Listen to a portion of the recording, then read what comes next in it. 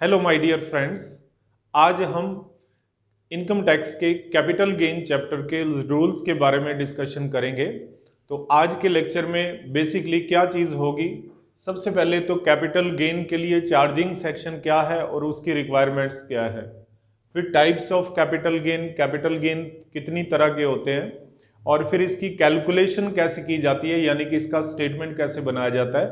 तो आज का एक बेसिक लेक्चर है जो कि सिलेबस खत्म होने तक, यानी कि आप जब सारे स्टेटमेंट्स बना लेते हो तब तक ये स्टेटमेंट काम आएगा, क्योंकि कैपिटल गेन एक ऐसा चैप्टर है कि जो कि बाद वाले जितने भी चैप्टर्स हैं, यानी कि 5 हेड्स की इनकम के अलावा बाद में total income, gross total income और टैक्स लगाने वाले जितने भी सेक्शंस हैं और चैप्टर्स हैं, तो उनमें कैपिटल गेन का रोल हमेशा ही रहता है और इसके रूल के बगैर मेरे हिसाब से कोई क्वेश्चन भी नहीं बन पाता है। तो उस कारण आप थोड़ा सा स्ट्रेस डालना, लेकिन इनकम टैक्स एक्ट के हिसाब से जो रूल्स बने हुए हैं उसी के हिसाब से हम चैप्टर में एंटर कर पाएंगे। तो प्लीज एक बार आप चेक करें। जो कैपिटल गेन चैप्टर है, हिंदी में इसे पूंजी लाभ कहते हैं, यानी कि आप अपनी एसेट का ट्रांसफर कर दें तो उससे कैपिटल गेन होगा, पूंजी लाभ होगा। और यही नेचर आपकी अकाउंटिंग में कैपिटल रिजर्व के नाम से रहती है, यानी कि एसेट को सेल करने से अगर प्रॉफिट होता है अकाउंटिंग में तो वो आप कैपिटल रिजर्व में ले जाते हैं। कुछ पार्ट P&L में भी जाता है, तो वो अकाउंटिंग वाले चैप्टर में हम डिस्कशन करेंगे। लेकिन यहां पर कैपिटल गेन के हिसाब से जो चार्जिंग सेक्शन है वो 45(1) है। इनकम टैक्स एक्ट 1961 का चार्जिंग सेक्शन 45(1) है और उसकी रिक्वायरमेंट क्या है कि कैपिटल एसेट को ट्रांसफर करना है, being transfer of A capital asset. तो कैपिटल एसेट होनी चाहिए प्लस उसका क्या होना चाहिए, ट्रांसफर होना चाहिए। तो एक सिंपल सी बात है, चाहे हम ये चैप्टर नहीं भी पढ़ रहे तो इतना तो हम जानते ही हैं कि किसी एसेट को सेल करने से कोई प्रॉफिट होता है तो वो किस चैप्टर में चार्जेबल होता है, टैक्सेबल होता है, कैपिटल गेन्स में। तो सेक्शन के हिसाब से कैपिटल एसेट होनी चाहिए और उसका ट्रांसफर होना चाहिए। तो थोड़ा सा मैं स्ट्रेस डाल रहा हूं इस बात पर। अगर कोई एसेट कैपिटल एसेट की डेफिनेशन में नहीं है, हमारी लैंग्वेज में तो वो एसेट है कि मैंने तो एसेट सेल किया है, लेकिन जो चार्जिंग सेक्शन है उसकी रिक्वायरमेंट के हिसाब से वो कैपिटल एसेट ही नहीं है, तो फिर उसको ट्रांसफर करने से कम कैपिटल गेन वाले चैप्टर में तो टैक्स नहीं लगने वाला। और अगर कोई ट्रांजैक्शन ट्रांसफर ही नहीं है, हस्तांतरण ही नहीं है, तो भी इस चैप्टर में चार्जेबल नहीं है, टैक्सेबल नहीं है। तो आओ चेक करते हैं थोड़ा सा। तो कैपिटल एसेट का मतलब पूंजी संपत्ति हिंदी में कह देते हैं, इसका मतलब सेक्शन 2 ब्रैकेट में 14 2 सब सेक्शन 14 आपकी कोई भी मूवेबल एसेट है, चल संपत्ति है, इमूवेबल है। मूवेबल तो चल होगी और इमूवेबल कौन सी होगी, अचल होगी।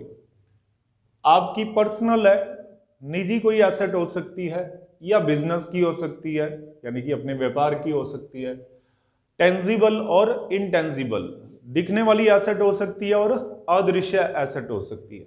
तो इसका मतलब ये एक इंक्लूसिव सेक्शन है जो कि इन एसेट्स को तो इंक्लूड करता है, यानी कि ये सारी एसेट में आएंगी तो उसकी डेफिनेशन है। लेकिन आपको थोड़ा सा ध्यान रखना होगा, जो चीजें एसेट नहीं है, एक्सेप्शंस, अपवाद, ये पढ़ेंगे हम। तो इसका मतलब गवर्नमेंट उन पर इस चैप्टर में टैक्स नहीं लगाना चाहती और हो सकता है कि एसेट से ही बाहर कर रही हो, तो किसी भी चैप्टर में उसका टैक्स नहीं लगेगा, तो वो यहां पर बात करेंगे। इसका मतलब कोई भी आपकी मूवेबल एसेट है, इमूवेबल एसेट है, बिजनेस की है तो चाहे पर्सनल एसेट है, तो चाहे टेंजिबल एसेट है तो चाहे इनटेंजिबल एसेट है, तो इसका मतलब वो एसेट की डेफिनेशन में आएगी। तो इसमें कौन कौन सी आती है, for example land, building, plant, furniture, इन्हें हम जानते ही हैं कि ये एसेट्स होती हैं। आपकी ज्वेलरी होगी, यानी कि आपकी इन्वेस्टमेंट हो गई, ये शेयर्स हो गए, डिवेंचर्स हो गए, गुडविल बिजनेस की, यानी कि एक बिजनेस सेल किया जा रहा है 10 लाख का, लेकिन बदले में जो कंसीडरेशन दिया जा रहा है वो 12 लाख है। तो जो एक्स्ट्रा 2 लाख है वो किस चीज के हैं, गुडविल के हैं। तो गुडविल भी बिजनेस सेल करने पर एक तरह से रियलाइजेबल होती है, तो उससे भी कैपिटल गेन, यानी कि एसेट ट्रांसफर से जो गेन होता है वो हो सकता है।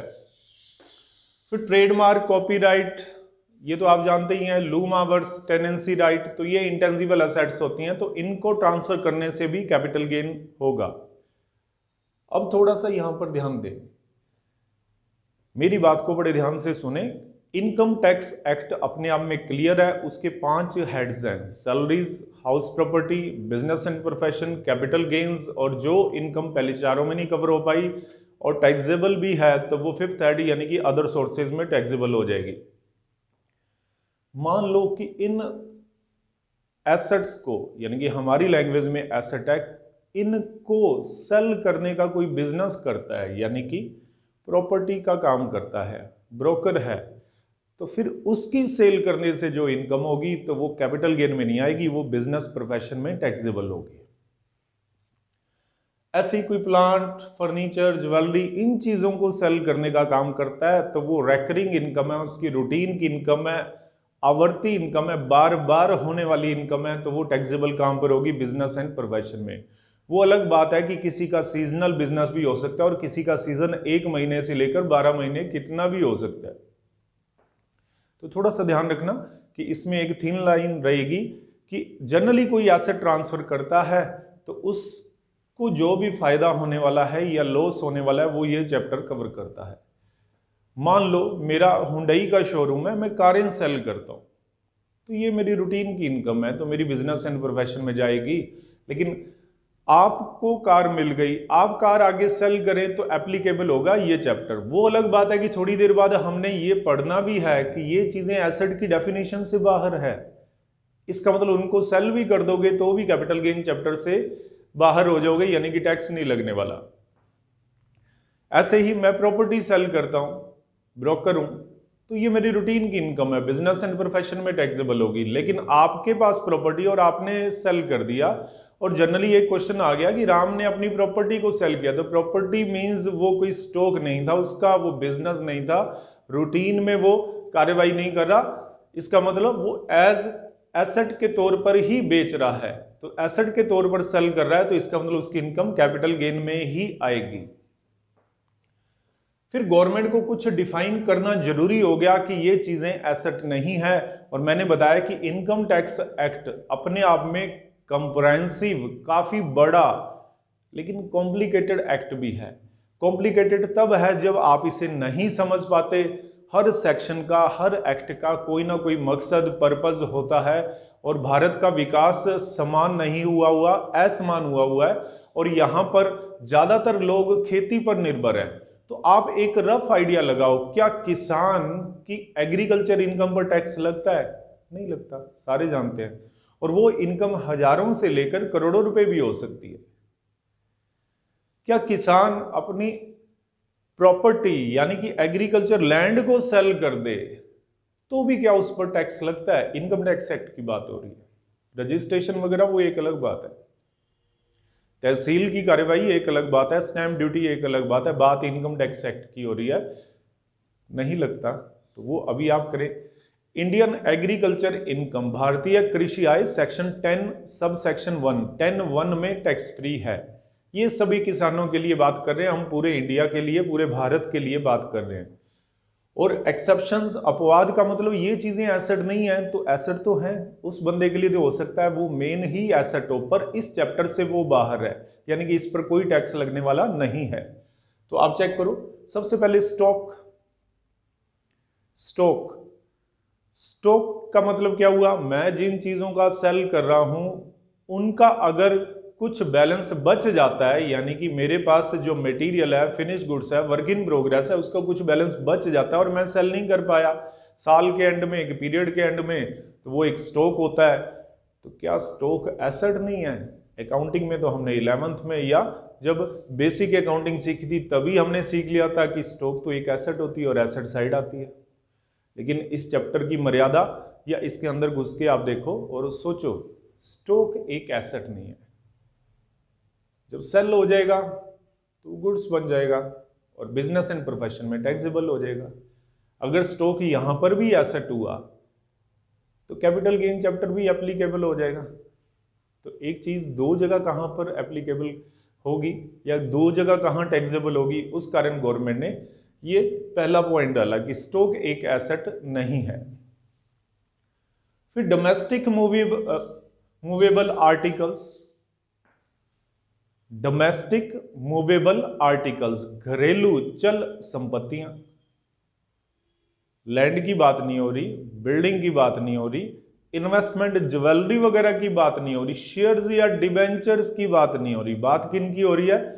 Mobile, TV, AC, fridge, microwave, ऐसे कितने ही डोमेस्टिक आर्टिकल्स हैं जो कि आप रूटीन में यूज करते हैं और वो एक्सपायर भी हो जाते हैं, यानी कि यूज करने के लिए आपने अपना टाइम उसको दिया और उसके बाद वो एक्सपायर हो जाता है, तो वो फिर आप सेल कर देते हैं, फिर अपग्रेड करते हैं, नई चीज लेते हैं। तो ये तो रूटीन में चलता रहता है। तो गवर्नमेंट की ये एक मजबूरी भी थी कि आप इन चीजों का रिकॉर्ड गवर्नमेंट को बताते कब हैं। और दूसरी बात, एक आदमी अपनी लाइफ में रूटीन में इन चीजों का यूज करता है और उसका पर्पस प्रॉफिट कमाना नहीं होता, और बाई चांस उसे वो क्या कर देता है? सेल कर देता है, क्योंकि बदले में नई चीज और अपग्रेड करना होता है या किसी और अच्छे ऑप्शन की तरफ जाना होता है।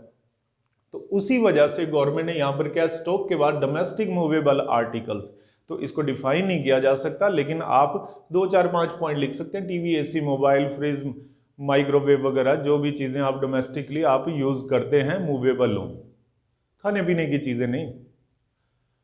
बट नॉट इन्वेस्टमेंट्स, ये मैंने समझा ही दिया है। इसका मतलब हम एक्सेप्शंस के अंदर है। एक्सेप्शंस का मतलब ये अपवाद, इनको सेल करने से कैपिटल गेन नहीं होगा। तो इनको सेल करने से कैपिटल गेन नहीं होगा, लेकिन इन्वेस्टमेंट और ज्वेलरी और शेयर्स वगैरह इनकी बात नहीं हो रही। इसका मतलब वो तो ऊपर की तरह एसेट रहेगी। जैसे गोल्ड के ऑर्नामेंट्स है, मूवेबल है और पर्सनल भी आप कह सकते हो, लेकिन गवर्नमेंट की नजर में वो इन्वेस्टमेंट है, आप उसे सेल करोगे तो कैपिटल गेन चैप्टर एप्लीकेबल होगा। और एज ए गोल्ड स्मिथ, सुनार के तौर पर अगर आप सेल करते हैं तो फिर बिजनेस प्रोफेशन में टैक्सेबल हो जाएगा। ऐसी शेयर्स हैं, शेयर्स आपने रखे, चाहे घर पे उनके कागज रखो, चाहे ऑनलाइन रखो, चाहे आप अपने ऑफिस में रखें, अगर आप सेल करते हैं तो कैपिटल गेन होगा। और अगर आप इनकी डीलिंग से सेल करते हैं तो बिजनेस एंड प्रोफेशन में टैक्सेबल होगा। ठीक है, सेकेंड पॉइंट ये था। Third point, rural agriculture land, ग्रामीण कृषि भूमि। तो गवर्नमेंट की नोटिफिकेशन है, बड़ा सा आधा सा पेज है, उसके रूल्स हैं कि रूरल एग्रीकल्चर लैंड क्या होती है। लेकिन एक बार हमारी भी कुछ मर्यादा है, कुछ लिमिटेशंस हैं, ज्यादा बात नहीं कर सकते। लेकिन रूरल एग्रीकल्चर लैंड शहर के बीच की नहीं होनी चाहिए, गांव में आनी चाहिए।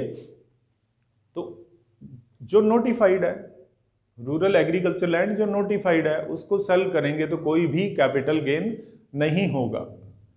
फिर gold deposit bonds, special barrier bonds of central government. तो गवर्नमेंट ने अपने कुछ बॉन्ड्स इशू किए थे और कहा था कि इनको अगर आप सेल करेंगे तो कैपिटल गेन के तौर पर टैक्स ना देना। तो गवर्नमेंट को फिर एक्सेप्शन अपवाद में डालना पड़ गया कि हमारे स्वर्ण बंध पत्र, गोल्ड डिपॉजिट बॉन्ड्स और विशेष राहत बंध पत्र, स्पेशल बियरेड बॉन्ड्स, इनको अगर आप परचेज करते हैं और सेल करेंगे तो कोई भी कैपिटल गेन नहीं होगा। तो अपने एसेट की बात की और जो चीजें एसेट नहीं है उनकी भी बात की है। अब दूसरी बात ट्रांसफर की बात कर रहे हैं, हस्तांतरण। ट्रांसफर क्या होता है? हस्तांतरण, ट्रांसफर, सेक्शन 2 सब सेक्शन 47 ये कहता है इंक्लूड्स, इसमें शामिल है, यानी कि जो चीज आप ट्रांसफर मानते हैं वो भी, और जो लिखी हुई है वो भी ट्रांसफर है। तो ट्रांसफर में क्या आता है? सेल, किसी भी एसेट का सेल कर दिया तो ट्रांसफर हो गया, ट्रांसफर हो गया तो कैपिटल गेन लगेगा। सेल का मतलब विक्रय, एक्सचेंज, एक एसेट के बदले में दूसरी एसेट ले ली जाए। मेरे पास एक शॉप थी, 10 लाख की परचेज की थी, उसको मैं बेचता मार्केट में तो 15 लाख की सेल हो जाती। ऐसे ही मेरे दोस्त के पास एक प्लॉट था, वो 10 लाख का उसने परचेज किया था, मार्केट में सेल हो जाता तो 15 लाख का होता। तो दोनों को 5-5 लाख की इनकम पर टैक्स देना पड़ता और कैपिटल गेन में देना पड़ता। हमने एक्सचेंज ही कर लिया। तो गवर्नमेंट को पता है कि इन चीजों की वैल्यू मनी में निकाली जा सकती है, तो इसको ट्रांसफर करने से जो भी गेन होगा वो कैपिटल गेन होगा। मेरा सेलिंग प्राइस क्या होगा? Exchange value of plot. मैंने क्या दी? अपनी शॉप। तो selling price of shop bracket में मैं क्या लिखूंगा? Exchange value of plot.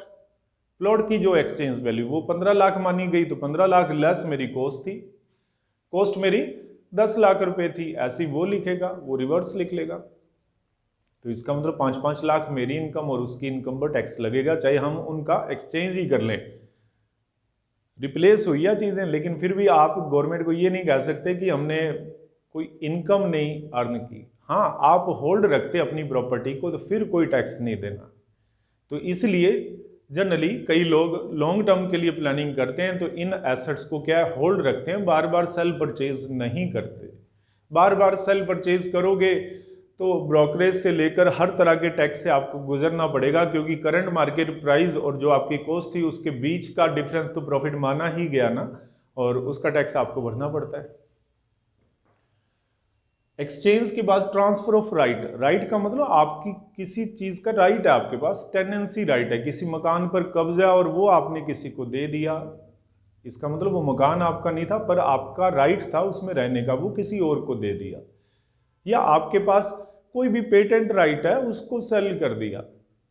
तो राइट दिया आपने, देखने में कोई प्रॉपर्टी नहीं है, तो गवर्नमेंट के लिहाज से फिर भी वो ट्रांसफर है और उस पर क्या लगेगा, capital gain tax. Long term short term वो बाद की बात है, लेकिन कम से कम इस चैप्टर में टैक्सेबल जरूर होगा। Transfer of right, compensation received by chance, किसी की कोई प्रॉपर्टी डिस्ट्रॉय हो जाती है, आग से जल जाती है, उसने इंश्योरेंस करवाया, बदले में कंपनसेशन मिली, तो वो सेलिंग प्राइस माना जाएगा लेस कॉस्ट, जो कॉस्ट लगी है उसकी। और ऐसी गवर्नमेंट ने आपकी प्रॉपर्टी को कंपल्सरी एक्वायर कर लिया तो उससे जो कंपनसेशन क्षतिपूर्ति मिली है तो वो एक तरह से सेलिंग प्राइस हो गया लेस कॉस्ट। लेकिन इस चैप्टर में जैसे आगे की तरफ बढ़ेंगे तो उसमें टैक्स फ्री क्या है या कुछ है वो बाद की बात है, लेकिन ट्रांसफर तो है। जो चीज ट्रांसफर ही नहीं है तो वो इस चैप्टर में आ ही नहीं सकती, तो टैक्स लगने का और टैक्सेबिलिटी होने का तो सवाल ही नहीं होता फिर। तो एक बार गवर्नमेंट चाहती है कि जो चीजें एक्सेप्शन है वो इस चैप्टर से बाहर होगी, लेकिन बाकी चीजें, बाकी एसेट्स तो कम से कम कवर होगी यहां पर, और कवर होगी तो उन पर टैक्स लग सकता है। फिर गवर्नमेंट की पावर है कि ये ट्रांजैक्शन टैक्स फ्री है तो उस पर कोई टैक्स नहीं लगेगा। फिर इसके बाद आगे चेक करें कंपनसेशन रिसीव्ड के बाद personal asset converted into stock. ये ट्रांजैक्शन आएगी कि मेरी कोई पर्सनल एसेट थी, पर्सनल एसेट मेरा कोई प्रॉपर्टी या मकान भी हो सकता है। मैं अपना मकान 10 लाख का परचेज किया था और मैं 15 लाख में सेल करना चाहता था, और मैंने काफी जगह कोटेशंस ली, इधर उधर धक्के खाए कि यार कुछ ज्यादा में सेल हो जाए। इतने में मेरे को मार्केट की नॉलेज हो गई, समझ आ गई, मैंने प्रॉपर्टी डीलिंग का ही काम स्टार्ट कर दिया और अपने हाउस को अपने बिजनेस का ही हाउस मान लिया, या उसके कागजात अपने बिजनेस में ही ला के रख दिया कि चलो सेल होगा तो हम बिजनेस की तरफ से करेंगे और अच्छा प्रॉफिट कमाएंगे। 15 लाख सेल क्या होती है, 18-20 में बेच देंगे। लेकिन गवर्नमेंट ने इस ट्रांजैक्शन को पकड़ा, टुकड़े कर दिए। अगर जनरली मैं अपना हाउस 10 लाख वाला 20 लाख में सेल कर देता तो 10 लाख का प्रॉफिट होता, कैपिटल गेन में आ जाता। अब 10 लाख वाला हाउस में बिजनेस में लाया, जिस दिन लाया उस दिन की मार्केट प्राइस मान लो 17 लाख है, और मार्केट प्राइस रजिस्ट्री वैल्यू होती है जो गवर्नमेंट के रिकॉर्ड्स में चल रही होती है, तो उस 17 लाख को सेलिंग प्राइस मान लिया जाएगा और 10 लाख कॉस्ट है और बीच का डिफरेंस कैपिटल गेन होगा। हाँ, बिजनेस में वो 17 लाख की आ गई और बिजनेस से 20 लाख की सेल हुई, तो 20 माइनस 17, इसका मतलब 3 लाख प्रॉफिट बिजनेस का हो गया और 7 लाख से प्रॉफिट कैपिटल गेन यानी कि इस चैप्टर का हो गया पूंजी लाभ का। तो टोटल 7 + 3 10 लाख प्रॉफिट है। और जनरली आप अपनी पर्सनल प्रॉपर्टी को आउटसाइडर को सेल करते 10 वाली चीज को 20 में, तो भी तो 10 लाख ही प्रॉफिट होता। लेकिन यहां गवर्नमेंट ने कुछ प्योरिटी ले आई, क्योंकि ट्रांजैक्शन के पार्ट 2 हो गए, इनकम की नेचर के पार्ट 2 हो गए। ठीक है जी। एसेट ट्रांसफर टू फर्म और by firm to partners. Firm को ट्रांसफर की पार्टनर्स ने, या पार्टनर्स ने फर्म को ट्रांसफर की, या फर्म ने पार्टनर्स को की। दोनों ही हालात में एक से एसेट दूसरे के पास चली गई तो सेलिंग प्राइस और कॉस्ट का डिफरेंस लेकर टैक्स लगेगा। कैसे कि जैसे मैं एक पार्टनर के तौर पर एक फर्म में एंटर होता हूं, और फर्म में एंटर होने पर मेरी 10 लाख की एसेट, 10 लाख का मकान फर्म ने रिकॉर्ड किया 15 लाख पर, यानी कि मार्केट प्राइस उसके आसपास ही चल रहा होगा। फर्म ने एंट्री 15 लाख की तो मेरा सेलिंग प्राइस 15 लाख माना जाएगा, और 10 लाख रुपए मेरी किसी जमाने कॉस्ट ली थी तो इसका मतलब 5 लाख मेरा प्रॉफिट माना गया। फर्म में वो चीज 15 की आई, फर्म डिसॉल्व होगी, खत्म होगी, और पार्टनर्स को वही एसेट देती है, मान लो वही एसेट मेरे को दे देती है, और उस दिन मार्केट प्राइस 25 लाख चल रहा है, 25 लैक्स चल रहा है, तो 25 और 15 का डिफरेंस 10 लाख रुपए फर्म पर टैक्स लगेगा। और गौर से सोचो, मेरी एसेट मेरे पास ही घूम कर आ गई, 10 वाली चीज यहां तक पहुंचते पहुंचते 2 बार टैक्स लग जाना है उस पर, 2 बार इनकम काउंट हो जाएगी। लेकिन आखिर तो ट्रांसफर हुआ है कि मैं एक सेपरेट हूं, फर्म एक सेपरेट एंटिटी है, तो यहां से फर्म को ट्रांसफर होती है या फर्म से पार्टनर्स को ट्रांसफर होती है, तो उस पर भी इनकम टैक्स लगना चाहिए, और वो इस चैप्टर में टैक्सेबल होगा क्योंकि प्रॉपर्टी ट्रांसफर हो रही है। हाँ, मैं फर्म में जाता हूं और कैपिटल के तौर पर 10 लाख रुपए ले जाता हूं, और फर्म जब डिसॉल्व होती है तो वो 15 लाख रुपए मेरे को कैश दे देती है, कोई भी टैक्स नहीं लगेगा। उसकी एक वजह, कैश गया था, कैश आया, कैश एसेट है ही नहीं ऊपर के हिसाब से। देखो ये ना सोचो 11th की बैलेंस शीट में आती थी, लेकिन फिर इनकम टैक्स एक्ट में बचा नहीं ये ट्रांजैक्शन। इनकम टैक्स एक्ट में मेरी 10 लाख से अगर 15 लाख कैपिटल हुई है, तो 5 लाख फर्म ने जो प्रॉफिट कमाया मेरे हिस्से का, तो उस पर फर्म पहले से ही टैक्स दे चुकी है। प्रॉपर्टी पड़ी हुई है, उस पर ना फर्म ने कमाया ना मैंने कमाया, फर्म के जो प्रॉपर्टी है उसके रेट बढ़े, रेट इंक्रीज हुए, चाहे हमने आपस में ट्रांजैक्शन कर ली, तो वो तो उस पर तो कभी इनकम काउंट ही नहीं हुई थी, तो अब तो गवर्नमेंट करेगी तो टैक्स लगता है। तो ये थोड़ा सा ध्यान रखना, ये ट्रांजैक्शंस होती हैं, थोड़ा सा टैक्स के अंदर टैक्स की तरह सोचकर बात करें, वरना आपको बोरिंग फील होगा। और अगर अंदर की तरफ ट्रांजैक्शन आप ऐसे देखने लगेंगे, टैक्स को ऐसे पढ़ने लगेंगे, तो आपका इंटरेस्ट भी बनेगा, और गवर्नमेंट की एक मर्यादा और एक गवर्नमेंट की इंटेलिजेंसी भी सामने आएगी कि अगर ये रूल ना बनते तो कितने लोग लाखों करोड़ों अरबों रुपए का चूना भी तो लगा देते, और फिर भी कोई ना कोई बीच का लूप होल, कोई कमी ढूंढकर वकील, सीए ये आपकी टैक्स प्लानिंग करवा देते हैं, यानी कि कम टैक्स पे करवाते हैं। वो उसे चोरी तो नहीं कह सकते, एक प्लानिंग कह सकते हैं, लेकिन गवर्नमेंट कवर तो करना चाहती है ना हर ट्रांजैक्शन को। और जो रूल लिखे हुए हैं ये अपने आप में पूरी तरह कंप्लीट थोड़ा है कि अगर हम रूल लिखने और डिस्कशन करने बैठे हैं तो 15-20 पेज तो इन्हीं छोटी बातों की भरे जाएं, तो कुछ ना कुछ ब्रीफ में बात करनी पड़ती है, और एक्ट अपने आप में ब्रीफ कभी भी नहीं होता। जो चीजें ट्रांजैक्शन नहीं है, जो ट्रांजैक्शन नहीं है वैसे तो ट्रांजैक्शन ही होती है जी। मैंने किसी को गिफ्ट कर दिया या किसी ने मेरे को गिफ्ट कर दिया तो ट्रांजैक्शन है ना, लेकिन गवर्नमेंट टैक्स नहीं लगाना चाहती। तो अब आप टैक्स की तरह ही सोचो। एक्सेप्शन, अपवाद। अपवाद क्या कि गिफ्ट, मैं किसी को गिफ्ट कर देता हूं 10 लाख वाली चीज, चाहे मार्केट में 15 की चल रही हो, मैंने गिफ्ट कर दी, गवर्नमेंट उस पर कोई टैक्स नहीं लेगी। लेकिन अदर सोर्स वाले चैप्टर में जाकर अगर नॉन रिलेटिव, गैर रिश्तेदारों के बीच में अगर कोई ट्रांजैक्शन होती है और 50,000 से ज्यादा का बेनिफिट होता है लेने वाले को, तो वो उसकी इनकम मानी जाती है। तो वो ट्रांजैक्शन को वहां शिफ्ट कर दिया, और यहां के हिसाब से अगर गिफ्ट में मैं किसी को कोई चीज दे देता हूं तो वो एक तरह से ट्रांसफर नहीं है।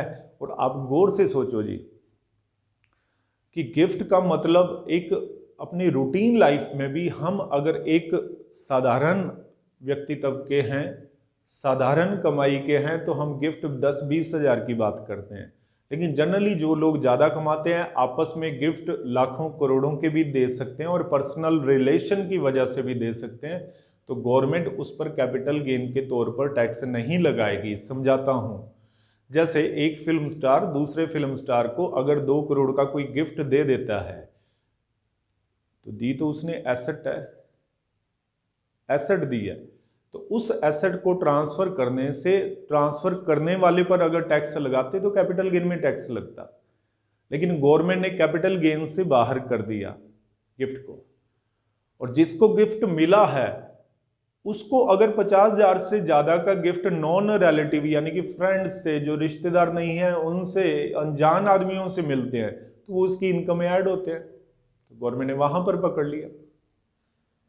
और बैंक की भी स्लिप में आप देखेंगे 50,000 से ज्यादा की ट्रांजैक्शन पर पैन नंबर आपको बताना होता है। तो वो क्या चीज है? यही तो है कि अननोन पर्सन दूसरे को 50,000 से ज्यादा का कुछ दे रहा है, तो गवर्नमेंट के सामने तो आए, कम से कम बैंक वालों को तो पता चले। क्रॉस ट्रांजैक्शन में इनकम टैक्स डिपार्टमेंट भी उसे क्रॉस टैली कर सकता है जी। ठीक है, ध्यान रखें गिफ्ट ट्रांसफर नहीं है, इसका मतलब गिफ्ट पर टैक्स नहीं लगेगा। लेकिन 2 करोड़ की आपने कोई चीज किसी को दी, आगे उसने वो वाली 3 करोड़ में सेल कर दी, तो उस पर टैक्स लगेगा। 3 करोड़ माइनस 2 करोड़, 2 करोड़ उसकी कॉस्ट मानी जाएगी, चाहे मैंने दिया था 2 करोड़ की चीज उसको, तो वो कॉस्ट मानी जाएगी। वो ट्रांजैक्शंस आगे हम कवर करेंगे, पर 1 करोड़ इनकम काउंट हो जाएगी जिसको गिफ्ट मिला और आगे उसने सेल कर दिया। वो तो फिर एक्सेप्शन में थोड़ा रहा, वो तो सेल होगी, एक सिंपल सेल होगी। तो सिंपल सेल तो कोई भी कर सकता है, रास्ते में मिली हुई चीज को भी कोई सेल कर सकता है, गिफ्ट में मिली हुई कोई एसेट को सेल कर सकता है, और खुद परचेज की को भी कर सकता है। ठीक है, पुश्तैनी को, एंसेस्ट्रल को भी कर सकता है। तो थोड़ा डीप में आप इन चीजों को समझें और पूरी लाइफ में काम आने वाली हैं। ऐसे नहीं कि हम एक सब्जेक्ट एक टॉपिक कर रहे हैं। विल वसीयत में आप एसेट किसी के भी नाम कर दें तो वसीयत देने वाले पर टैक्स कैसे लगेगा। मान लो कोई बुजुर्ग आदमी है, वो बिल्कुल कंटेम्पलेशन ऑफ डेथ, मृत्यु की संभावना पर मरने वाला ही है मान लो, और उसने प्रॉपर्टी सबके नाम कर दी एक तरह से वसीयत के तौर पर, अलग अलग 10 करोड़ की प्रॉपर्टी थी, 5 लोगों के नाम 2-2 करोड़ कर दी।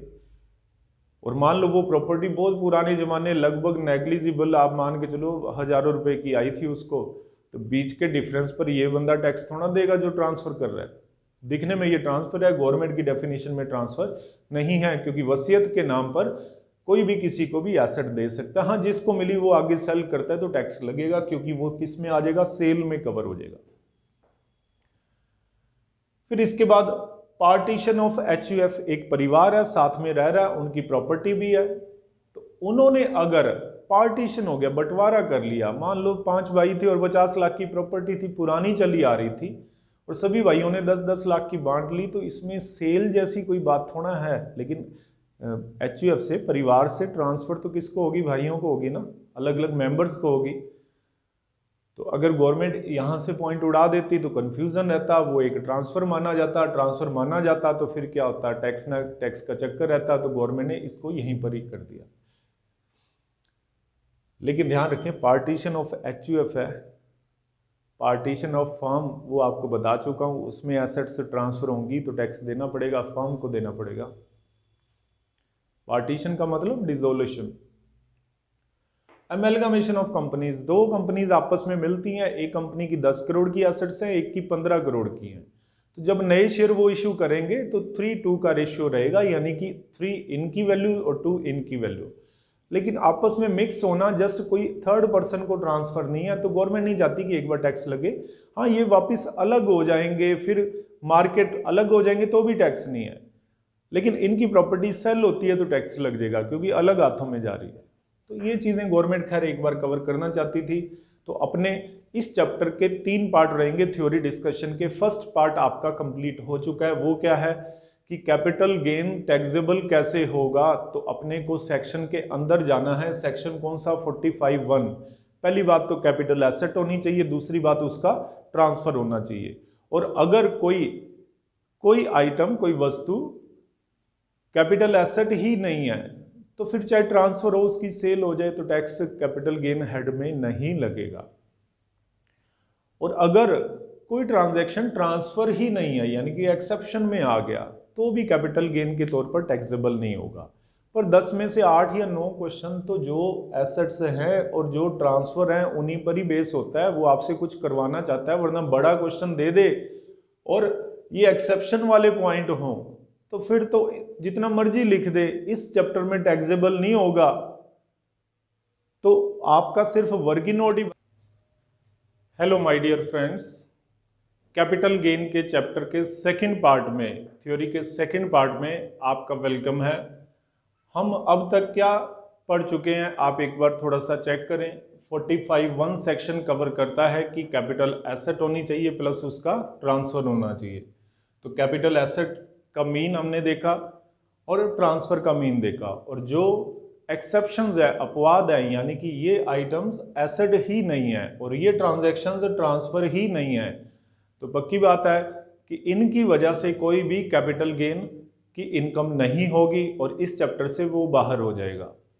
अब आगे बढ़ते हैं इसके अगले पार्ट में, यानी कि सेकंड पार्ट में, कि कैपिटल गेन के टाइप कितने होते हैं। यानी कि गवर्नमेंट एक बार में ही सीधा टैक्स लगाए, एक ही नेचर प्रॉफिट की समझे, या प्रॉफिट के भी दो पार्ट या दो नेचर कर दे। तो गवर्नमेंट ने दो पार्ट किए हुए हैं प्रॉफिट के, गेन के, जो इस चैप्टर में टैक्सेबल होना चाहिए। टाइप्स ऑफ कैपिटल गेन्स, पूंजी लाभ के प्रकार। तो सबसे पहले आप भी इसी तरीके से ही नोट करना, लिखने से याद हो जाता है। तो ये तो टाइप्स ऑफ एसेट्स हैं। एसेट कौन कौन सी एसेट, उनकी बात की गई है, यानी कि ऊपर हमने पढ़ा ही था। और उसके अलावा जो एसेट होती हैं जो नहीं लिखी हुई वो भी एसेट हैं। इंक्लूसिव डेफिनेशन थी, शामिल करने वाली थी। Short term capital gain, long term capital gain, इनके नाम याद रखो। शॉर्ट टर्म कैपिटल गेन एक ऐसा कैपिटल गेन जो थोड़े पीरियड के कारण हुआ है, यानी कि एसेट को होल्ड करने का जो आपका पीरियड था वो ज्यादा नहीं था। लॉन्ग टर्म कैपिटल गेन, दीर्घकालीन पूंजी लाभ, यानी कि लंबे पीरियड तक आपने एसेट को रखा और फिर सेल कर दिया, तो इससे जो प्रॉफिट होने वाला है वो कौन सा है, लॉन्ग टर्म कैपिटल गेन है। तो हिंदी में अल्पकालीन पूंजी लाभ, दीर्घकालीन पूंजी लाभ। अब आप यहां से थोड़ा सा इनको, एक बार दिखने में तो टेबल लगेगी, इजी लगेगी, लेकिन जब हम क्वेश्चंस करते हैं तो वहां डेट्स लिखी होती है, बीच का गैप चेक करना होगा। कई बार बिल्कुल आसपास का गैप होता है, और ज्यादातर जो 10 में से 7 या 6 क्वेश्चंस में आपका गैप ही इतना ज्यादा होगा कि ये टेबल नहीं भी याद होगी तो भी आप लॉन्ग टर्म में आ जाएंगे। तो अभी एक बार चेक करते हैं लॉन्ग टर्म का पीरियड किसके लिए कितना होता है। सबसे पहले लिस्टेड शेयर्स। लिस्टेड शेयर्स को हिंदी में सूचित अंश कहते हैं, यानी कि जिनकी स्टॉक एक्सचेंज में लिस्टेड हैं। 1 नंबर की कंपनियां, लिस्टिंग फी उन्होंने पे की हुई है, कोई डिफॉल्ट नहीं है। उनकी डीलिंग स्टॉक एक्सचेंज के माध्यम से ऑनलाइन होती है। यूटीआई के यूनिट्स हैं, डिबेंचर्स हैं, ऋण पत्र हैं। म्यूचुअल फंड है सेक्शन 10(23) के गवर्नमेंट के हिसाब से, इनकम टैक्स एक्ट के सेक्शन 10(23) के म्यूचुअल फंड है, पारस्परिक कोष हिंदी में कह देते हैं। इनका होल्डिंग पीरियड अगर 12 महीने तक है, पूरे 12 महीने रख कर भी अगर आपने सेल कर दिया, यानी कि मान लो 1 अप्रैल 19 को आपने लिया था और 31 मार्च 20 को आप सेल कर रहे हैं, तो पूरा 1 साल आप मानो, 1 साल अपने बर्थडे के हिसाब से काउंट नहीं करना। टैक्स में 1 साल 1 अप्रैल से 31 मार्च होगा। अगर अगला 1 अप्रैल आ जाएगा तो वो 1 साल 1 दिन हो जाएगा, ये थोड़ा ध्यान रखना। हम अपना बर्थडे तो सेम डे मनाते हैं ना, लेकिन इनकम टैक्स एक्ट के हिसाब से 1 अप्रैल से 31 मार्च साल हुआ, तो 1 अप्रैल की बिल्कुल सुबह से 31 मार्च की रात तक की सारी इनकम्स फिर 1 साल हो गया ना। तो गवर्नमेंट उसी लिहाज से आप सोचना, क्योंकि हमें कैलकुलेशन करनी पड़ती है ना, तो ये बातें तो कर रहा हूं। अप टू 12 मंथ्स, 12 महीने तक अगर कोई एसेट रखकर आपने सेल किया तो वो शॉर्ट टर्म कैपिटल गेन है, अल्पकालीन पूंजी लाभ है।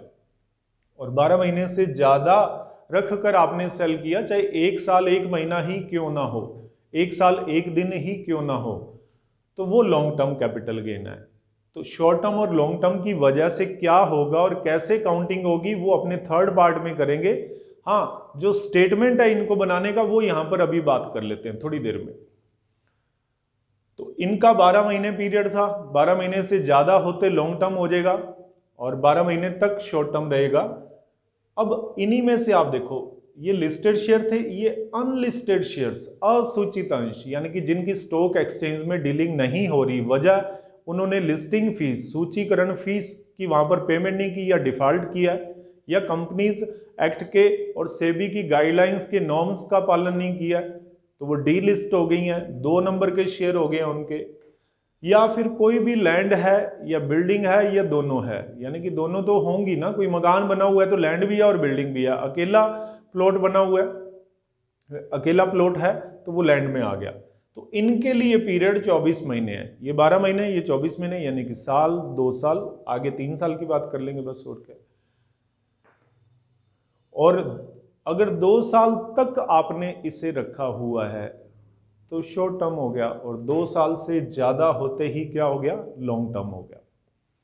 इसके अलावा दुनिया भर की जितने भी एसेट्स बच गई, सिर्फ जो डेप्रिशिएबल एसेट्स हैं, ह्रास योग्य संपत्तियां, उन्हें छोड़कर इसको मैं सबसे पहले भी लिख सकता था, लेकिन 12, 24, 36 मैं चाहता था थोड़ा सा आपका सीरियल बने और आपको याद रहे, तो ये ऊपर नीचे हो सकते थे।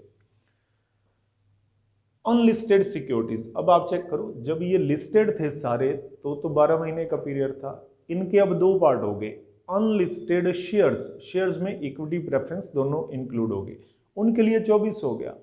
और अनलिस्टेड बाकी सिक्योरिटीज के लिए 36 हो गया। और बाकी जो भी एसेट्स बची, ज्वेलरी वगैरह, जितनी भी एसेट आप सोचते हैं, गुडविल, ट्रेडमार्क, कॉपीराइट, उन सब के लिए पीरियड 3 साल हो गया, 36 महीने हो गया। तो आप चेक करो, unlisted securities, other assets and mutual fund, mutual fund भी अदर, इसके अलावा 10-23 के अलावा वाले, तो इन पर 36 महीने का पीरियड एप्लीकेबल हुआ। 36 महीने तक शॉर्ट टर्म कैपिटल गेन और 36 महीने के बाद अगर बेचा है आपने तो लॉन्ग टर्म कैपिटल गेन।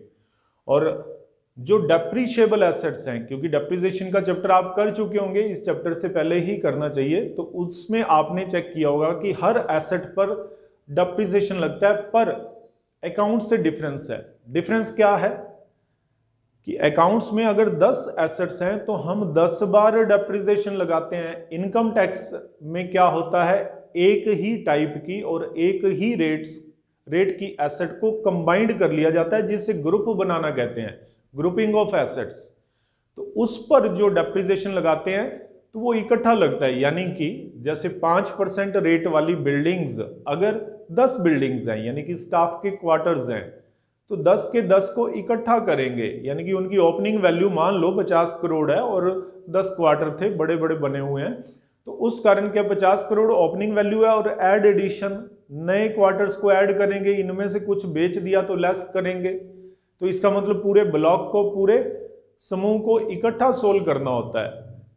तो उसमें कोई एसेट आती रहती है, कोई जाती रहती है, बची हुई वैल्यू पर ही गवर्नमेंट डेप्रिसिएशन देती है। ये नहीं चेक करती थी ऊपर कौन सी पड़ी थी, ऐड कौन सी हुई है और लेस कौन सी की है। बची हुई वैल्यू पर ही गवर्नमेंट डेप्रिसिएशन देती है। बची हुई वैल्यू का मतलब आउट ऑफ पॉकेट, आपकी जेब से लगे कितने हुए हैं उसी पर डेप्रिसिएशन होना चाहिए और उसी पर काउंट करना होता है। तो उस कारण ये पीरियड शॉर्ट रन में चेंज होता रहता है, यानी कि साल के अंदर पूरा स्ट्रक्चर चेंज हो सकता है एक ब्लॉक का, तो वो वैसे ही शॉर्ट टर्म होता है। और फिर भी अगर ये चैप्टर आपने नहीं किया और बात नहीं समझ आ रही तो थोड़ा सा याद कर लेना, जो डेप्रीशिएबल एसेट्स होती हैं, और डेप्रीशिएबल एसेट्स की पहचान क्या है। एक बिल्डिंग मेरे घर के लिए यूज आ रही थी तो डेप्रीसिएशन उस पर लगता ही नहीं, तो उसकी रिटर्न डाउन वैल्यू क्वेश्चन हमें बता ही नहीं सकता। लेकिन अगर बिजनेस में यूज आ रही है कोई भी एसेट, इवन वो बिल्डिंग है या कुछ भी है, तो उसकी रिटर्न डाउन वैल्यू क्वेश्चन हमें देगा, WDV देगा, तो उस पर डेप्रिसिएशन लगा हुआ है। तो जिनकी रिटर्न डाउन वैल्यू क्वेश्चन हमें बता दे तो पक्की बात है कि वो एक डेप्रिशिएबल एसेट होगी, तो उस पर हमेशा ही शॉर्ट टर्म होगा, लॉन्ग टर्म होगा ही नहीं, क्योंकि 12 महीने के अंदर आपको बताया ना ब्लॉक का स्ट्रक्चर और सिस्टम ही चेंज हो जाता है। अब ये तो एक तरह से पार्ट हुए। पीरियड याद रखना, कैलकुलेशन इजी है, लेकिन जब न्यूमेरिक सामने आते हैं, डेट्स आती हैं, तो थोड़ी सी प्रॉब्लम हो सकती है। तो एक बार यहां चेक करें कैलकुलेशन। कैलकुलेशन क्या होगा, जिन पर डेप्रिसिएशन नहीं लगता उनकी कैलकुलेशन। इतना आपको पता है, एक तो शॉर्ट टर्म होता है और एक लॉन्ग टर्म होता है। तो यहां पर एक बार चेक करें शॉर्ट टर्म को कैसे काउंट करेंगे। मान लो एक हाउस आपने सिर्फ 12 महीने रखकर ही सेल किया, और हाउस के लिए पीरियड कितना है, 24 महीने, तो पक्की बात है उसको सेल करने से शॉर्ट टर्म कैपिटल गेन होगा, लॉस भी हो सकता है। तो सेलिंग प्राइस ऑफ हाउस, मान लो हाउस आपने 20 लाख का सेल कर दिया, उस पर 1% मान लो ट्रांसफर एक्सपेंसेस लगे, ब्रोकरेज वगैरह, तो 20 लाख माइनस 20,000, तो यहां पर 19,80,000 आ जाएंगे, 19,80,000 आ जाएंगे। फिर उस मकान को एक्वायर करने की, प्राप्त करने की जो भी आपकी लागत लगी थी उसे कॉस्ट ऑफ एक्विजिशन कहते हैं, प्राप्त करने की लागत। जिस समय भी खरीदा होगा उसकी रजिस्ट्री, ब्रोकरेज वगैरह वो सब जोड़ लें, वो कॉस्ट।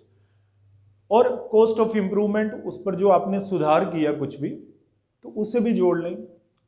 और वो मान लो 10 लाख रुपए होते हैं, तो 19,80,000 यहां पर चल रहा था, 10 लाख रुपए आप लेस कर रहे हैं, तो बाकी क्या आ गया, 9,80,000 रुपए शॉर्ट टर्म कैपिटल गेन आ गया। फिर लॉन्ग टर्म को काउंट कैसे करना है, यहां तक सेम रहेगा, selling price of asset, transfer expenses.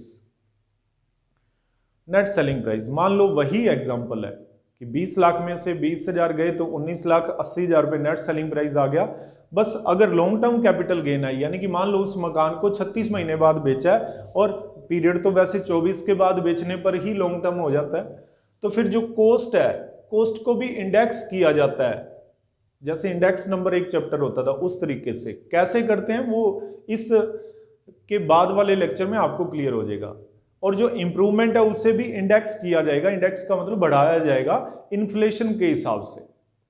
वो कैसे होगा वो आपको तुरंत समझ आने वाला है, एक ही लेक्चर में आ जाता है, फिर तो आपने यूज करना होता है, बस कैलकुलेटर का यूज रखें। तो ये दोनों डायरेक्ट लेस नहीं होंगी, इंक्रीज होकर लेस होंगी, आप ये मानो, उसे ही इंडेक्स कहा जाता है महंगाई के हिसाब से। और बीच का गैप पक्की बात है कम होगा, लॉन्ग टर्म में गैप कम होने के ही पूरे चांस है। यहां पर 9,80,000 चल रहा था, 19,80,000 चल रहा था, और ये वैसे तो 10 लाख कोस्ट थी, पर इंडेक्स किया, मान लो वो 12 लाख बन गए, तो 19,80,000 में से 12 लाख घटाए तो इधर 7,80,000 आपका लॉन्ग टर्म कैपिटल गेन हुआ, और ये 9,80,000 आ रहा था। सेम ट्रांजैक्शन थी, सेम बात थी, सेम ही कॉस्ट थी, बस पीरियड चेंज हुआ। शॉर्ट टर्म में डायरेक्ट जैसे प्रॉफिट आप निकालते हैं इवन अकाउंटिंग में तो वैसे निकाला, लेकिन यहां पर कॉस्ट को ही इंडेक्स कर देती है गवर्नमेंट। और क्यों करती है आपको बताया, पीरियड लॉन्ग रन होने वाला है तो गवर्नमेंट मानती है कि आपकी जो कॉस्ट थी वो काफी पुराने टाइम की थी, तो इन्फ्लेशन वाले जो इंडेक्स हैं उनसे आप क्या करो, थोड़ी सी कॉस्ट को इंक्रीज कर लो। कैसे इंक्रीज करें वो इसके नेक्स्ट चैप्टर में आपको अच्छी तरह क्लियर होने वाला है। तो ये एक तरह से लॉन्ग टर्म कैपिटल गेन आ जाएगा।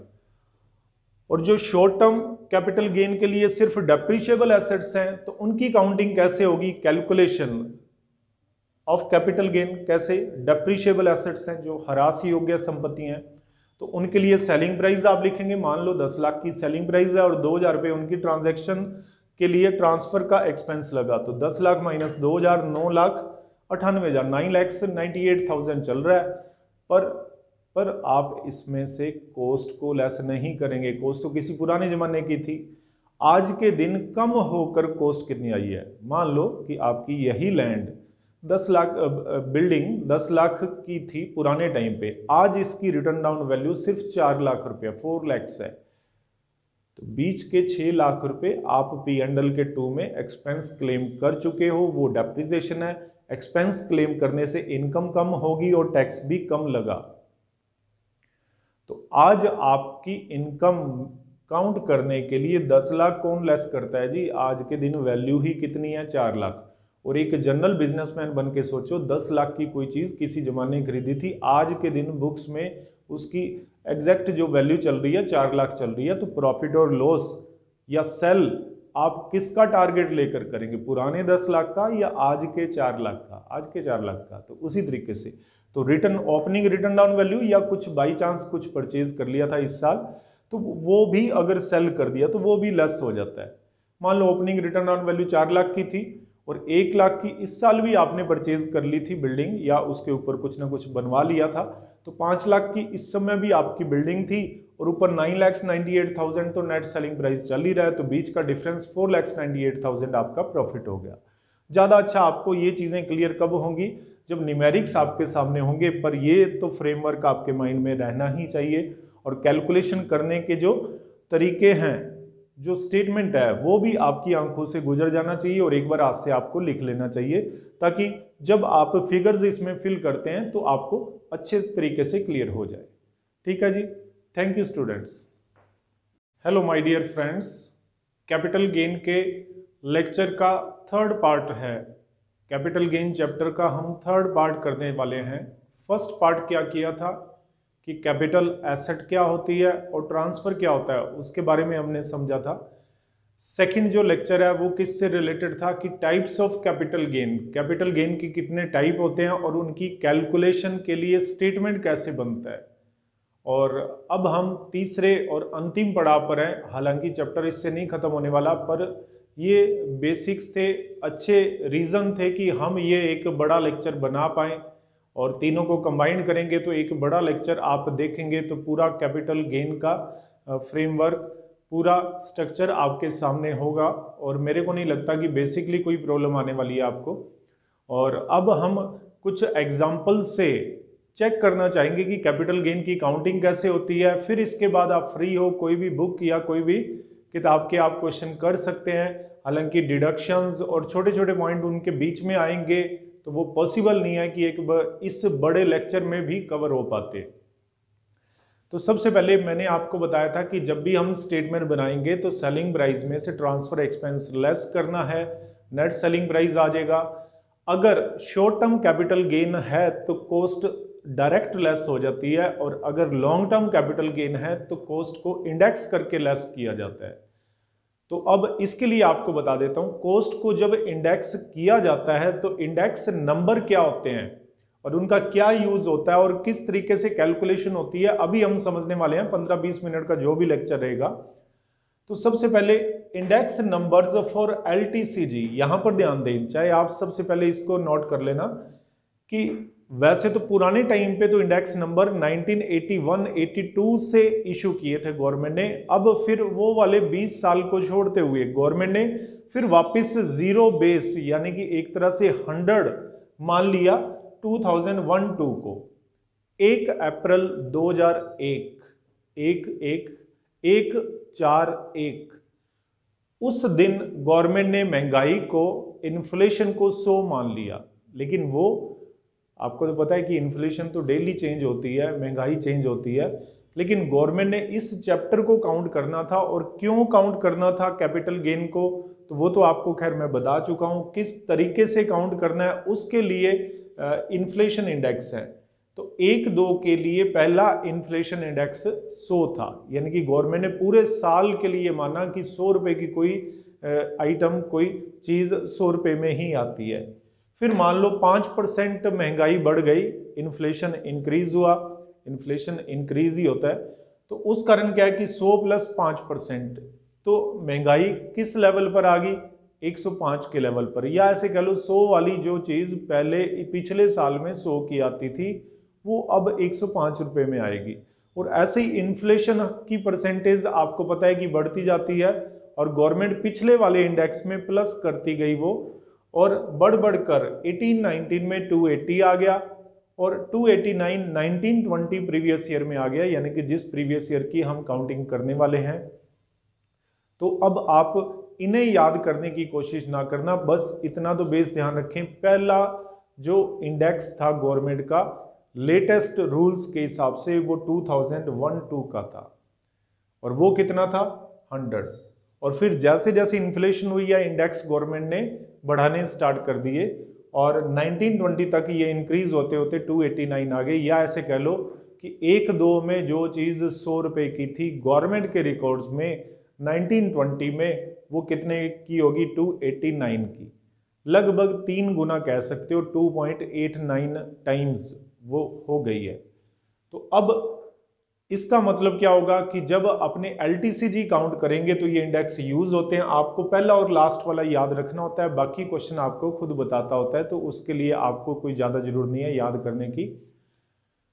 ये कुछ रूल है, इसको एक बार लिखो, इसको यूज करेंगे यहां पर, तो उसकी फिर बात करते हैं कि if any asset acquired before 1/4/2001, तो हमें तो इंडेक्स सबसे पुराना 100 ही दिया गया है, और इससे भी पहले कोई एसेट आपने परचेज की हो तो गवर्नमेंट फिर क्या आपको फायदा देगी, क्या कैलकुलेशन का तरीका बताएगी, तो वो ऊपर चेक करो। फायदे की बात भी करेंगे जब फिगर्स आपके सामने होंगी।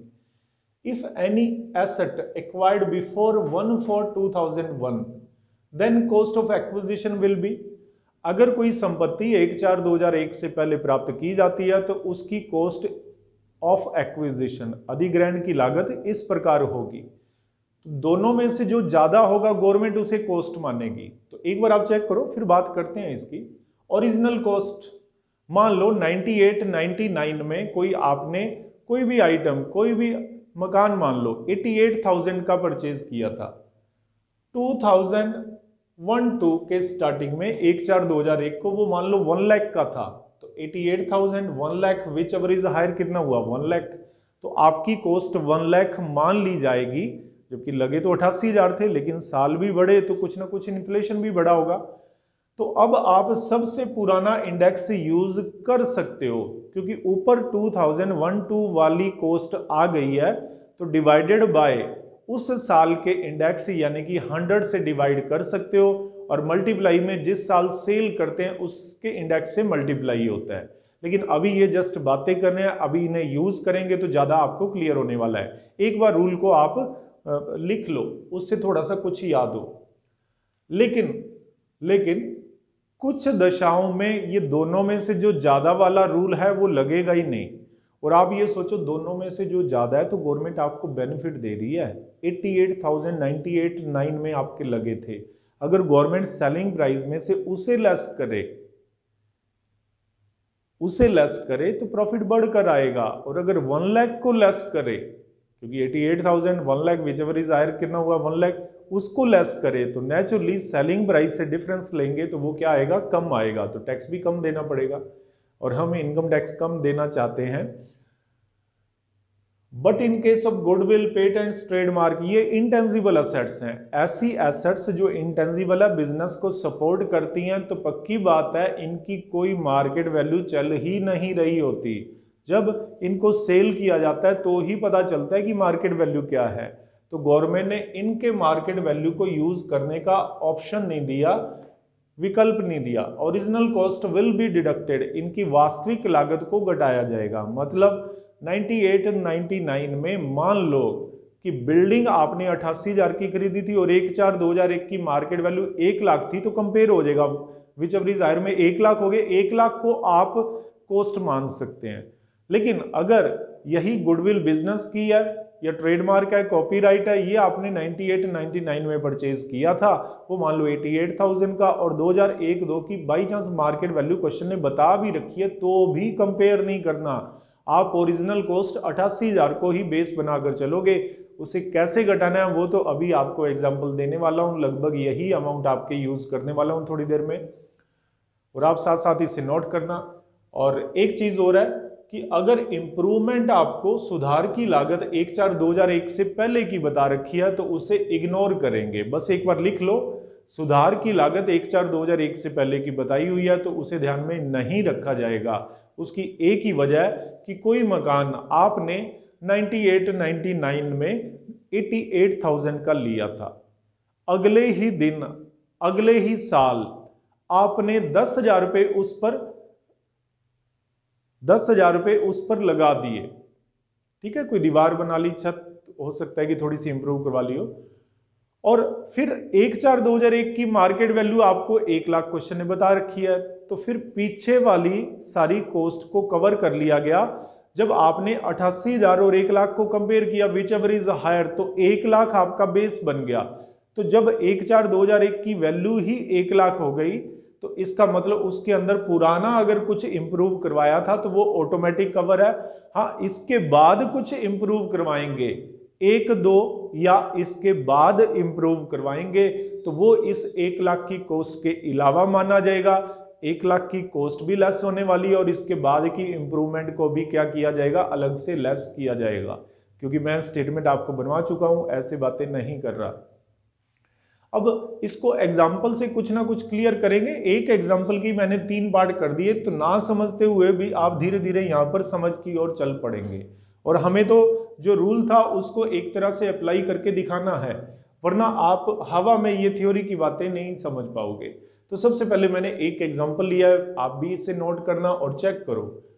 सबसे पहले हाउस परचेज मान लो मैंने 18-19 में, 18-19 में किया, डेट को रहने दो, आपको मैंने जैसा एग्जाम्पल दिया है, जो बुक्स में आप क्वेश्चन करोगे डेट भी देगा। हम जस्ट एक मोटी मोटी बात समझना चाहते हैं।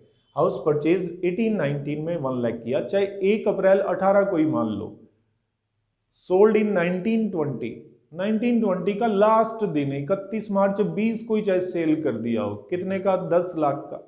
ठीक है, पिछले साल की 1 अप्रैल को लिया, अगले साल के 31 मार्च को बेच दिया, बीच का गैप पूरे चाहे 2 साल ही मान लो आप। ट्रांसफर एक्सपेंस सेल पर कितने थे, 2%, सेलिंग प्राइस 10 लाख है तो उसका 2% यानी कि 20,000 आपके ब्रोकरेज के लग गए। क्वेश्चन आपसे क्या पूछ रहा है, कैपिटल गेन काउंट करो। फिर दो क्रॉस क्वेश्चन है, क्रॉस क्वेश्चन के लिए हम यहां पर बात करेंगे, पर एक नॉर्मल कैपिटल गेन तो आप चाहे इस चैप्टर में ना भी आए होते तो एक बच्चा वैसे ही बता देगा कि 10 लाख का 2% ब्रोकरेज गई तो हमारी जेब में 9,80,000 आए, ठीक है। और हमारी जो कॉस्ट थी वो 1 लाख थी, तो 9,80,000 में से 1 लाख गए तो 8,80,000 हमें फायदा हुआ। अकाउंट्स वाले भी ऐसे सोचेंगे और टैक्स में कैलकुलेशन भी उसी तरीके से है, तो आप यहां पर ध्यान दें। सबसे पहले computation of capital gains amount का एक कॉलम बनाएंगे 5-6 लाइनों का। सेलिंग प्राइस ऑफ हाउस वो 10 लाख है, लेस ट्रांसफर एक्सपेंसेस 2%, यानी कि 20,000 रुपये आपने लेस कर दिए तो 9,80,000 नेट सेलिंग प्राइस आ गया। अब एक बार थोड़ा सा दिमाग चलाओ, अब आपको बड़ी शांति से सोचना है लॉन्ग टर्म कैपिटल गेन हो रहा है या शॉर्ट टर्म, क्योंकि यहां तक कॉमन रहता है, नेट सेलिंग प्राइस तक कॉमन रहता है। नहीं विश्वास हो तो थोड़ी देर बाद यहाँ भी 980 आने वाले हैं, यहाँ भी 980 आने वाले हैं, पर नीचे कुछ ना कुछ चेंज होने वाला है, ठीक है, समझ रहे हो। तो अब यहाँ पर आकर आपने बड़ी शांति से सोचना है, जो एसेट बेची है, सेल की है, तो परचेज और सेल के बीच में गैप कितना है, और वो गैप मैं आपको पहले नोट करवा चुका हूँ, इसी साइड में लिखा हुआ था कि अगर लैंड, बिल्डिंग और अनलिस्टेड शेयर्स की बात करें तो 24 महीने का पीरियड अप्लाई होता है। 24 महीने तक रखकर सेल किया तो शॉर्ट टर्म है, शॉर्ट टर्म का मतलब कॉस्ट डायरेक्ट लेस हो जाएगी। और अगर 24 मंथ्स प्लस 1 डे या और कितना भी पीरियड क्यों ना हो तो फिर कॉस्ट डायरेक्ट लेस नहीं होगी, उसे हम क्या करेंगे, इंडेक्स करेंगे। तो मैं दोनों ही चीजें आपको एक ही एग्जाम्पल से समझाना चाहूंगा, ताकि आप जब पहला क्वेश्चन या एग्जाम्पल करें तो भी आपके आ चलें और आपको बहुत अच्छे से आए, वो चाहे किसी भी बुक का क्यों ना हो। तो अब आपने क्या लेस करना है, 2 साल से ज्यादा तो हुआ ही नहीं मेरे एग्जाम्पल के हिसाब से, तो हम कॉस्ट को डायरेक्ट लेस करेंगे, लेस कॉस्ट ऑफ एक्विजिशन। और क्यों, अप टू 2 ईयर्स, 2 साल तक आपने होल्ड किया, चाहे 2 साल से कितना भी कम क्यों ना हो। 1 लाख को डायरेक्ट लेस कर दिया। और शॉर्ट टर्म कैपिटल गेन आप पूरा लिख सकते हैं, शॉर्ट टर्म कैपिटल गेन्स, ये आपको 8,80,000 होगी। अब इसके बाद आगे चेक करो जी, मैंने what will be your answer if, आपका प्रश्न क्या, आपका आंसर क्या होगा अगर इस एसेट को 2001-2 में खरीदा होता, और कितने का, 1 लाख का। तो अब वहां भी तो 1 लाख का खरीदा था 18-19 में, अब भी 1 लाख का। तो अब आप थोड़ा दिमाग चलाओ, 1-2 में खरीदा और सेल कब किया, 19-20 में, तो बीच का गैप 2 साल से कहीं ज्यादा है। तो शॉर्ट टर्म कैपिटल गेन होगा या लॉन्ग टर्म होगा, लॉन्ग टर्म होगा। तो काउंटिंग में कहां चेंज आने वाला है, 980 तक तो कोई भी प्रॉब्लम नहीं आएगी। फिर भी आप कंप्यूटेशन बनाएं और 8-9 लाइनों का आप बना लें। Computation of capital gains amount का एक column, selling price of house 10 lakh और लेस ट्रांसफर एक्सपेंसेस 2% 20,000, इसमें कोई भी चेंज नहीं आने वाला। Net selling price 9,80,000। और अब आप वर्ड क्या लिखोगे, कॉस्ट ऑफ एक्विजिशन या indexed cost of acquisition, indexed cost of acquisition. और क्यों लिखोगे तो आप ब्रैकेट में लिख सकते हैं अबव 2 ईयर्स। ऐसे नहीं कि गिनती करने लग जाओ इतने साल, अरे जरूरत ही नहीं, आप रूल लिखो ना, ये अप टू 2 ईयर्स था तो कॉस्ट डायरेक्ट क्यों 2 ईयर्स क्यों, क्योंकि मैंने आपको रूल लिखवाए हुए हैं। तो इस कारण क्या है कि ये अबव 2 ईयर्स है तो बस इंडेक्स करेंगे। इंडेक्स करेंगे कैसे, तो वो आज हम 2 बार सीखने वाले हैं, तो उससे कुछ ना कुछ क्लियर होगा। इंडेक्स करते कैसे हैं, जो आपकी कॉस्ट लगी है वो लिखो, डिवाइड में इंडेक्स ऑफ परचेज ईयर, जिस साल आपने परचेज किया, एक्वायर किया, और मल्टीप्लाई में इंडेक्स करो ऑफ ट्रांसफर ईयर। और तीन एक्सेप्शन, अपवादों को छोड़कर ट्रांसफर ईयर, अगर आप 1920 प्रीवियस ईयर की इनकम काउंट कर रहे हो तो फिर मल्टीप्लाई में तो 289 ही आएगा। और पिछले साल वाले जो स्टूडेंट थे वो 280 से मल्टीप्लाई करते थे, आने वाले साल के जो स्टूडेंट है तो नया इंडेक्स जो गवर्नमेंट देगी उससे मल्टीप्लाई करेंगे, क्योंकि जो सेल की ट्रांजैक्शन होगी वो आपके खुद के प्रीवियस ईयर की होती है, परचेज चाहे किसी भी साल की हो ना की हो। तो अब आप चेक करो, कॉस्ट डिवाइडेड बाय जिस साल की कॉस्ट है उसका इंडेक्स, और मल्टीप्लाई में जिस साल आपने सेल किया है उसका इंडेक्स। तो 1 लाख आपकी कॉस्ट लगी है 1-2 की, एक दो का इंडेक्स तो मैंने आपको पहले ही बताया ना, ये याद रखो और लास्ट वाला याद रखो। वैसे भी क्वेश्चन ने चलो एंड में बता दिया है, एक दो का 100 है और 1920 का 289 है। और आपसे ये एक्सपेक्टेशन होती है कि पहला और लास्ट इंडेक्स याद होगा, वो जनरली आपको क्वेश्चंस में नहीं दिया होगा।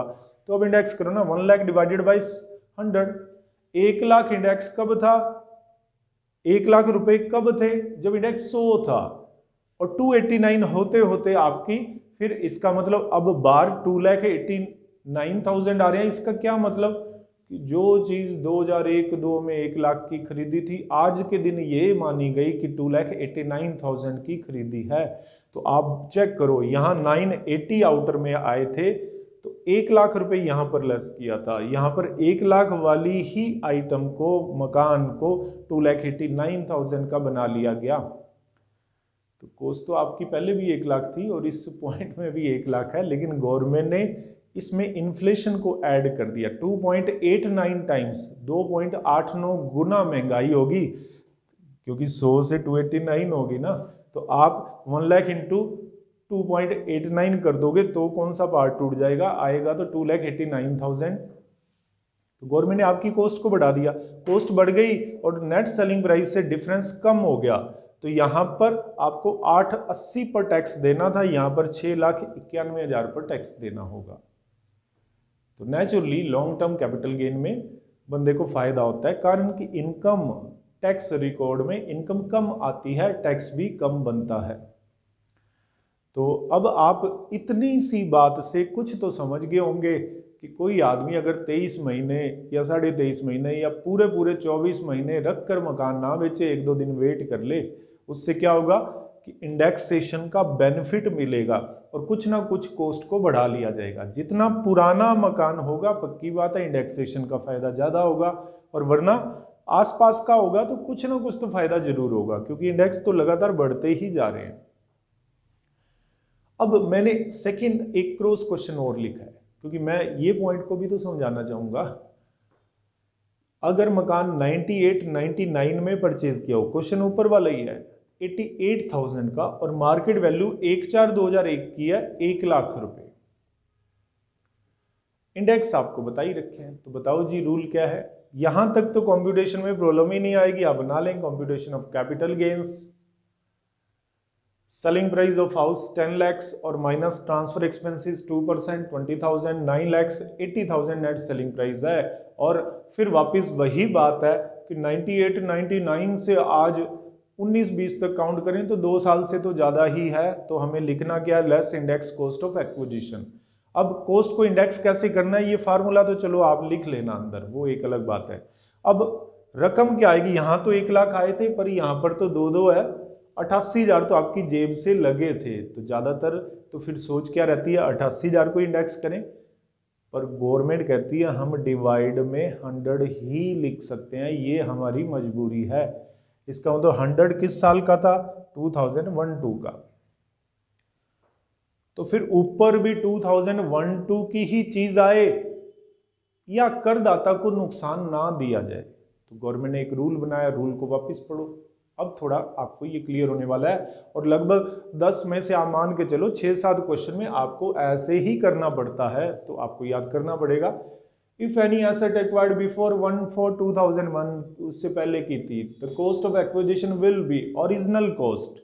ओरिजिनल कॉस्ट, अब आप एक कृपा करें, यहां पर अगर 1 लाख है तो उस पर स्टार लगाएं। आया कैसे था, तो ओरिजिनल कॉस्ट, ओरिजिनल कॉस्ट आप चेक करें,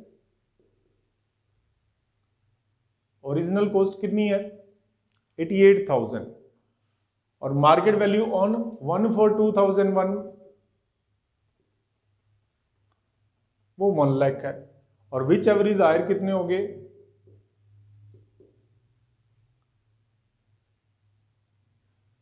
1 लाख, और इस पर आप स्टार लगाएंगे। इतना सा आपका वर्किंग नोट बनता है, बस ये वाली चीज लिखने की जरूरत नहीं है जब तक क्वेश्चन में ऐसा हो ना। तो अब मेन बात क्या हुई कि आपकी ओरिजिनल कॉस्ट लगी थी 88,000, फिर भी गवर्नमेंट ने 1 लाख को इंडेक्स करके लेस करवाया, आपकी कॉस्ट बढ़ी, इंडेक्स कॉस्ट बढ़ी। 88,000 को करते तो कुछ बात और होती, 1 लाख को किया तो कुछ और है। और गवर्नमेंट ने कॉस्ट को बढ़ा दिया और बीच का डिफरेंस कम कर दिया और टैक्स भी आपको कम देना पड़ा।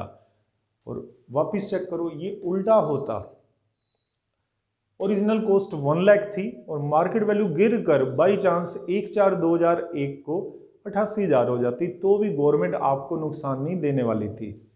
दोनों में से ज्यादा तो 1 लाख होता, फिर गवर्नमेंट कहती मार्केट वैल्यू कम है जी, आपके लगे ही 1 लाख हैं, हम कैसे 88,000 को इंडेक्स करवा दें। 88,000 को इंडेक्स करवाएंगे तो नेचुरली इंडेक्स कॉस्ट कम आएगी, फिर घाटा आपका, जबकि आपकी जेब से तो लगे ही कितने हुए हैं, 1 लाख। तो रूल को अब बड़े अच्छे तरीके से आप समझो, इससे असेसी को, करदाता को बेनिफिट दिया गया है कि आप दोनों में से जो ज्यादा हो उसको आप कर लो, बस आपके ओरिजिनल लगी कॉस्ट या मार्केट वैल्यू जो ज्यादा होगी गवर्नमेंट उसको इंडेक्स करवा देगा, आपको घाटा नहीं होने वाला। तो ये एक तरह से मैंने एग्जाम्पल से आपको बताने की कोशिश की है। इस वीडियो को आप रिवाइज कर लेना, थोड़ा सा देख लेना एक बार, और हाथ से एक बार लिखोगे तो ये सारे एग्जाम्पल आपको चैप्टर बहुत अच्छी तरीके से समझाने वाले हैं। ठीक है जी, बने रहना। Thank you.